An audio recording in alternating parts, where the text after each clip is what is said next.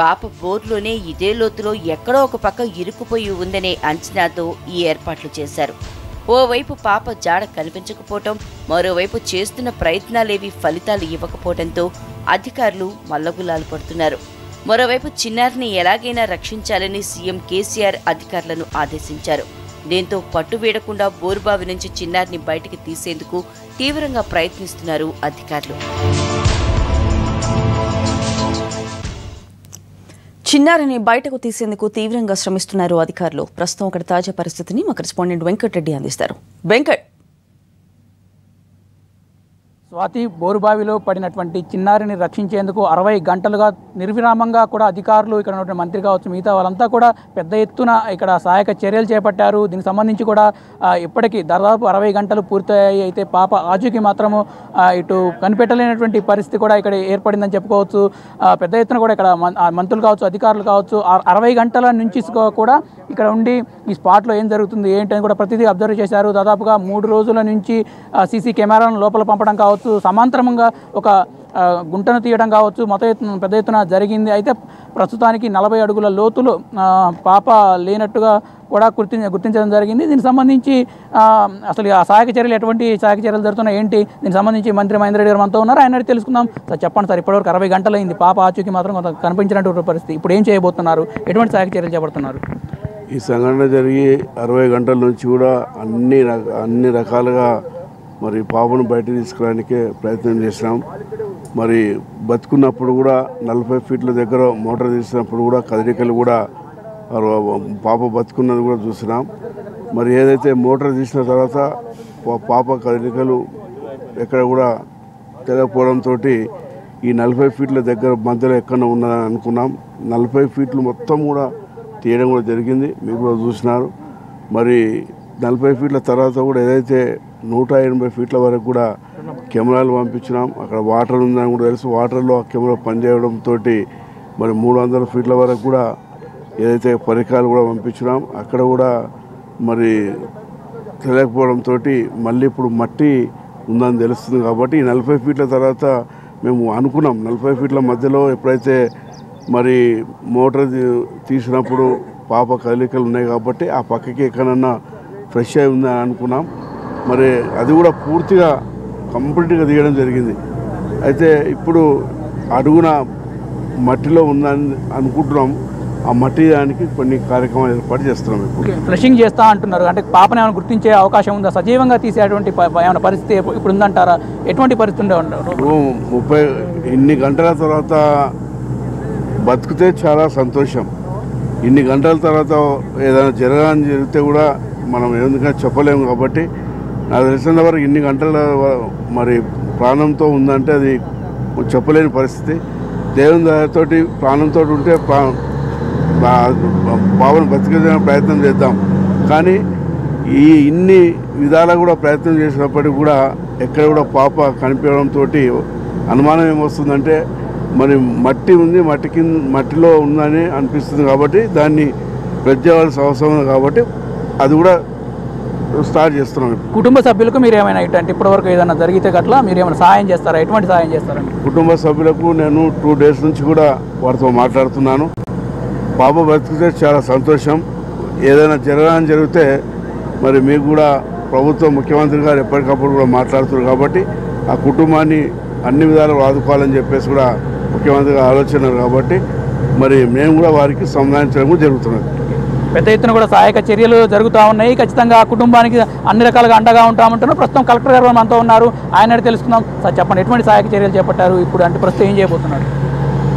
నిన్న మధ్యాహ్నం డీవాటరింగ్ చేసిన తర్వాత కూడా బాడీ దొరకలేదు. కాబట్టి ఇప్పుడు 40 ఫీట్ పైనే ఉందన్న ఉద్దేశంతో 40 ఫీట్ వరకు తీసి చూడడం జరిగింది. 40 ఫీట్లో దొరకలేదు కాబట్టి మేము ఇప్పుడు బాడీ మీద ఉన్న మట్టిని ఫ్లష్ చేయడానికి ప్రయత్నం చేస్తున్నాం. అది ఫ్లష్ చేసిన తర్వాత బాడీని లొకేట్ చేయడానికి ప్రయత్నం చేస్తాం. అంటే ఇప్పుడు ఫ్లషింగ్ చేయడం వల్ల బాడీ అంతా కూడా డ్యామేజ్ అవుతుందని చెప్పి కొంత భయాందోళన వ్యక్తం అవుతా ఉంది. ఈ నేపథ్యంలో వారికి మీరు అంటే వాళ్ళతో ఏమైనా మాట్లాడారా? వాళ్ళు ఏమంటున్నారు కుటుంబ సభ్యులు? మేము ఈ ఆపరేషన్లో ఉన్న రిస్క్ గురించి వాళ్ళకి వివరించడం జరిగింది. కానీ మనం చేస్తున్న ప్లాన్లో బాడీ డ్యామేజ్ కాకుండానే బయటికి తీసే ప్రయత్నం చేస్తున్నాం.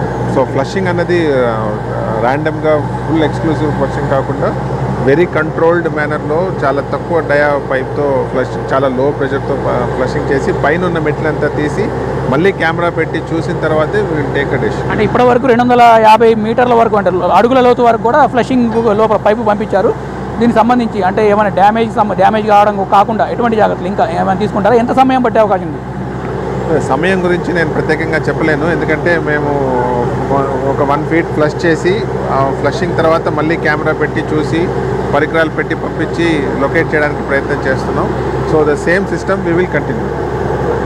అయితే మొత్తం మీద అంటే వీళ్ళకు కుటుంబ సభ్యులకు సంబంధించి మీరు అంటే ఇంకా ఏమైనా చెప్పదలుచుకున్నారా? వాళ్ళు ఏమైనా ఒప్పుకుంటున్నారా? వాళ్ళు ఏంటో ఓకేనా వాళ్ళ దగ్గర? దీంట్లో మనము మట్టి బాడీ మీద ఉన్న మట్టి తీయడానికి ప్రయత్నం చేస్తున్నాం కాబట్టి వాళ్ళకి దానివల్ల ఉన్న రిస్క్ ఆల్రెడీ కుటుంబ సభ్యులకు ఇన్ఫార్మ్ చేయడం జరిగింది. అయితే కుటుంబ సభ్యులకు సంబంధించి ఇప్పటికే మేము ఇంటిమేట్ చేశాము, బాడీ పైన ఉన్నటువంటి మట్టిని తొలగించే విధంగా ఫ్లషింగ్ చేస్తున్నాము, అంటే జాగ్రత్తగా ఎటువంటి డ్యామేజ్ కాకుండా చేస్తున్నామంటున్నారు. అయినప్పటికీ కూడా కొంత ఇబ్బందికరమైన వాతావరణమే ఉందని చెప్పుకోవచ్చు. ఎందుకంటే పెద్ద ఎత్తున ఇక్కడ ఫ్లషింగ్ చేస్తున్న సమయంలో పెద్ద ఎత్తున ఇక్కడ నుంచి అంటే వాటర్ కావచ్చు, మిగతా లోపల ఉన్నటువంటి ప్రతిదీ కూడా రాళ్ళు కావచ్చు, పెద్ద ఎత్తున ఎగసి పడుతున్నటువంటి పరిస్థితి కూడా మనం చూడవచ్చు, విజువల్స్లో చూడవచ్చు.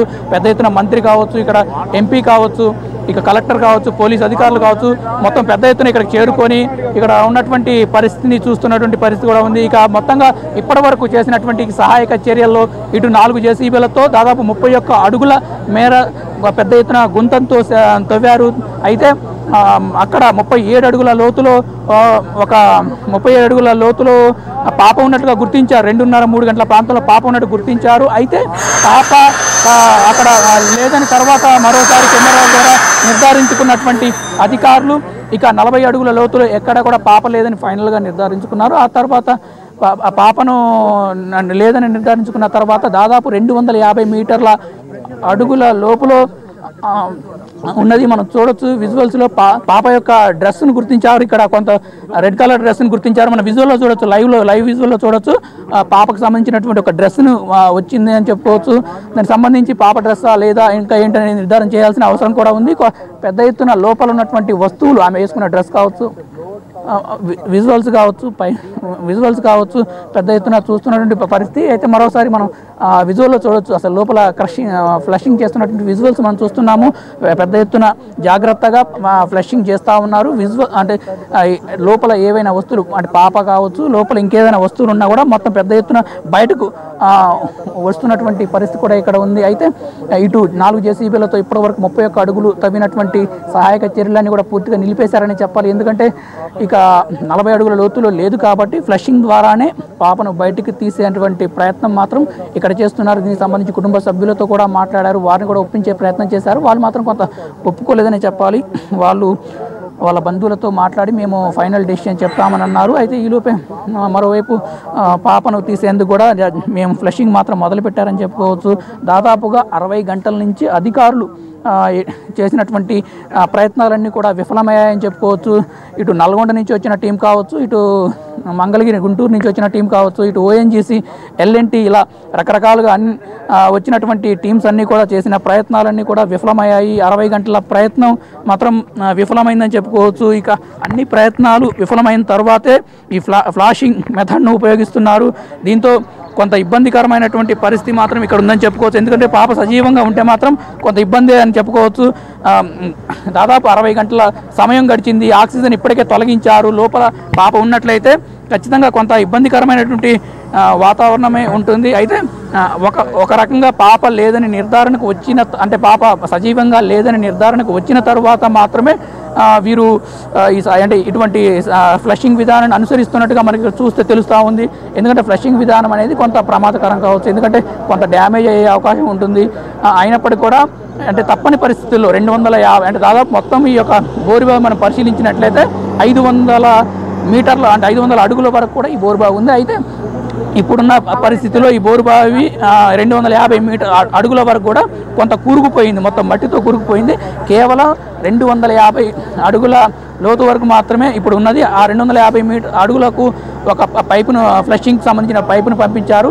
ఖచ్చితంగా ఈ ఫ్లషింగ్ విధానం ద్వారా బాడీలో పాపకు సంబంధించినటువంటి ఆనవాళ్ళు బయటకు వచ్చే అవకాశం ఉందని చెప్పి కూడా ఇక్కడ ఉన్నటువంటి వారంతా కూడా చెప్తున్న పరిస్థితి ఉంది. అయితే జాగ్రత్తగా లోపల ఫ్లషింగ్ అంటే పాపకు సంబంధించి ఎటువంటి డ్యామేజ్ కాకుండా బయటికి తీసే ప్రయత్నాలు కొనసాగిస్తున్నారు. మరోవైపు కుటుంబ సభ్యుల్లో మాత్రం కొంత ఆందోళన వ్యక్తమవుతుంది. ఎందుకంటే 60 గంటలుగా చేసినటువంటి ప్రయత్నాలన్నీ కూడా ఒక్కొక్కటిగా విఫలమవుతూ ఉన్నాయి. సీసీ కెమెరాలతో కావచ్చు, ఇటు బోరుబావి పైనుంచి నల్గొండ టీం కావచ్చు, ఇటు గుంటూరు టీం కావచ్చు, వీళ్ళంతా కూడా చేసినటువంటి ప్రయత్నాలు విఫలం కావడం కొంత ఆందోళన కలిగిస్తున్న పరిస్థితి కూడా ఉంది. పెద్ద ఎత్తున ఇక్కడకు ఏం జరుగుతుంది, పాప బయటకు వస్తుందా లేకపోతే ఏం జరుగుతుంది ఇక్కడ ఏంటని చెప్పి పెద్ద ఎత్తున చుట్టుపక్కల గ్రామాలంతా వారు కూడా గత 60 గంటల నుంచి ఉత్కంఠతో అంటే మరి కాసేపట్లో పాప వస్తుందని చెప్పి ఇక్కడ అధికారులు చెప్పడం తర్వాత పెద్ద ఎత్తున ఇక్కడికి రావడంతో జనాలు కూడా చూస్తున్నటువంటి పరిస్థితి మనం విజువల్లో చూస్తున్నాము. అయితే ప్రస్తుతం మనం చూడొచ్చు,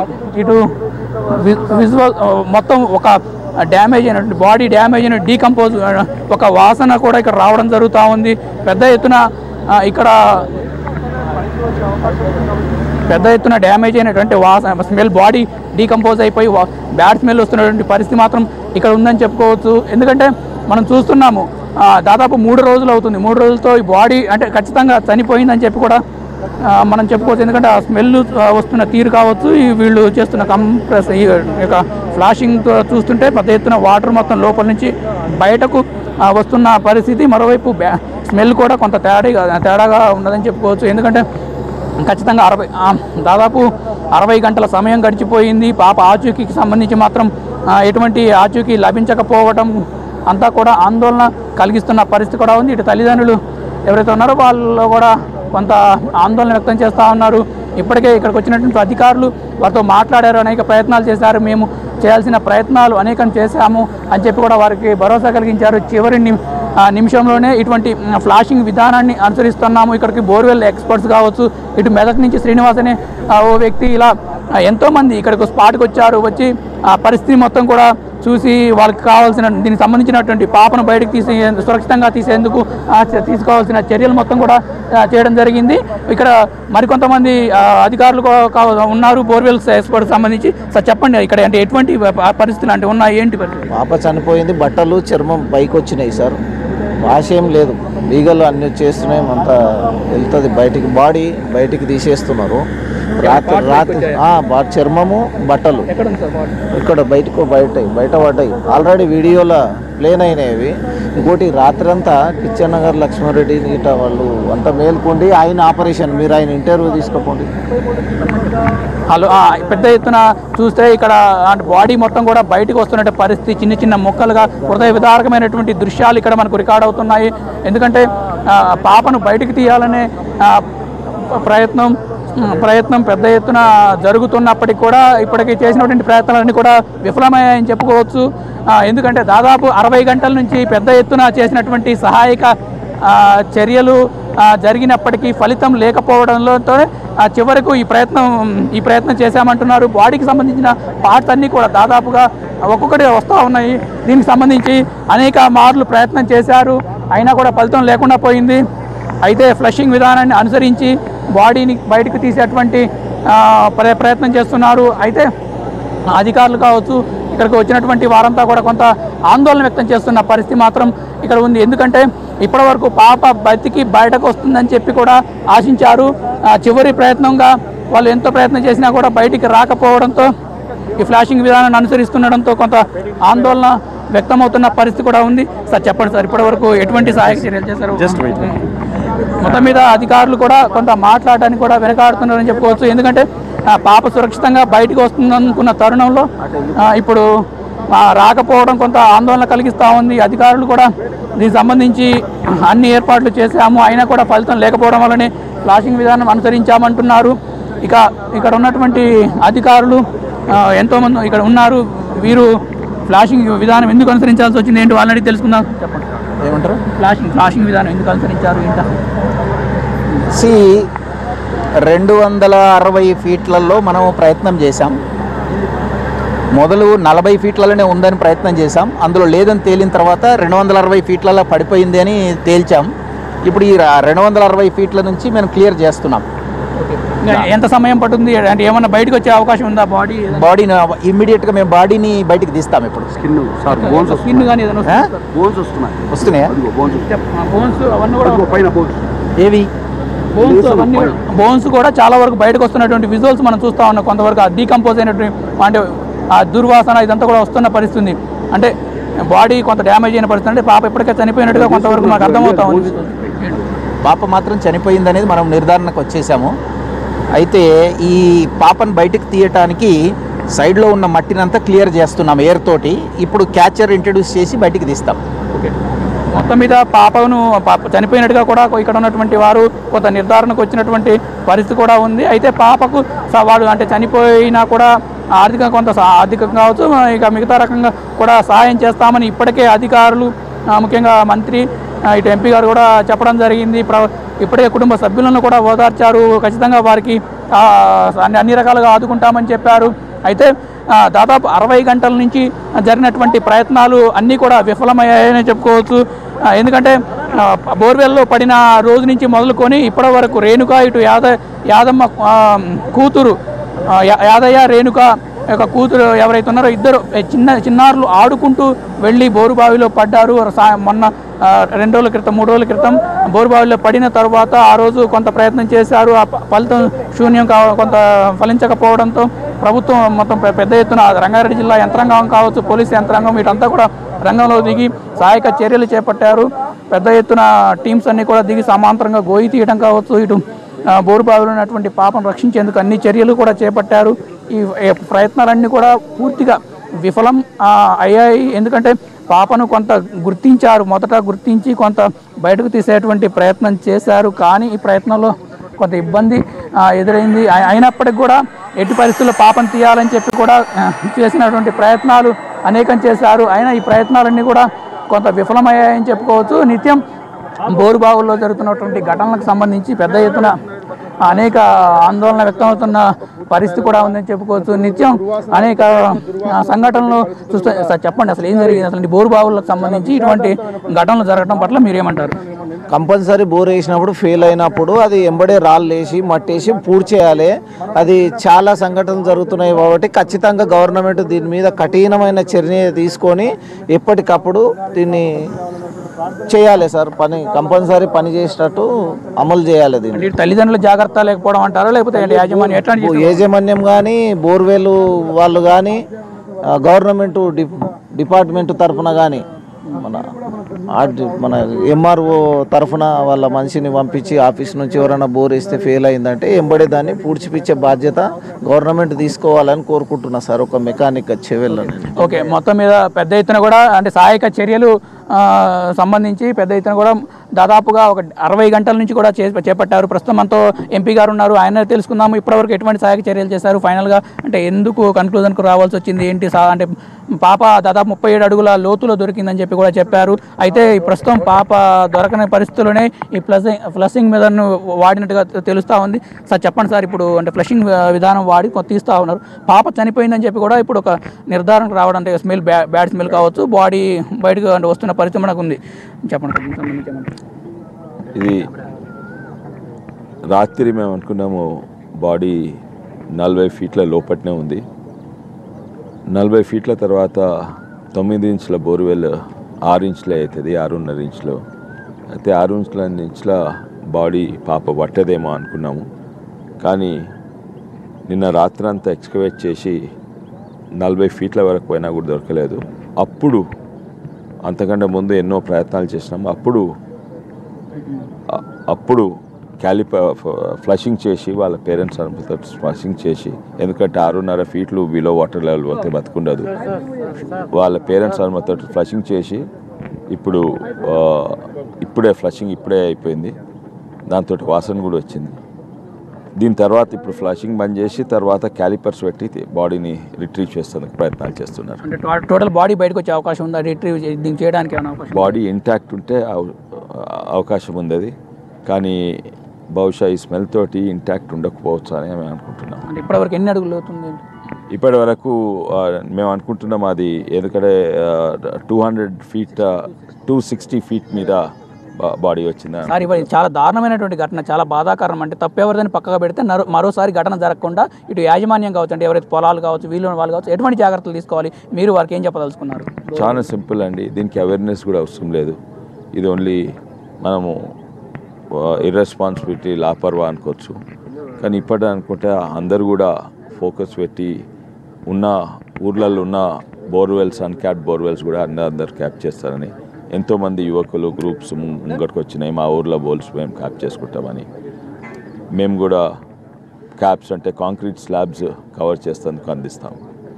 క్రిమినల్ కేసులు ఏమైనా అంటే నమోదు చేయడం కావచ్చు, తర్వాత అవేర్నెస్ ప్రోగ్రామ్స్ కూడా కండక్ట్ చేసే అవకాశం ఉందంటారు మీరు? అవునండి, మెయిన్లీ అవేర్నెస్ ప్రోగ్రామ్స్ కండక్ట్ చేయాలి, ఇన్వాల్వింగ్ ద యూత్ అండ్ గ్రామస్తులు. కుటుంబ సభ్యులకి ఏమైనా సహాయం అందిస్తారా? వాళ్ళకు అంటే ఎటువంటి భరోసా వాళ్ళకి? అంటే ఇప్పటితో మాట్లాడారు వాళ్ళతో మీరు, ఫ్లషింగ్ చేస్తామమ్మా కొంత ఇప్పటివరకు 60 గంటలుగా ప్రభుత్వం మొత్తం యంత్రాంగం ఇక్కడ నుంచి చేశామని చెప్పారు, వారికి ఎటువంటి సహాయం అందిస్తారు? కుటుంబ సభ్యులు కూడా అన్నారు ఏంటంటే మేము మా ముంగట్నే చూస్తున్నాము, ప్రభుత్వ అధికారులు సీఎం గారు వాళ్ళు ఎంత చేయాలనో అంత చేసిండ్రు, ఇంతకంటే ఎక్కువ ఎవరు కూడా చేయలేరు, మీరే నిర్ణయం తీసుకోండి అని మాకు చెప్పిండ్రు. దాని తర్వాతనే ఈ ఫ్లషింగ్ చేసుడు మొదలుపెట్టింది.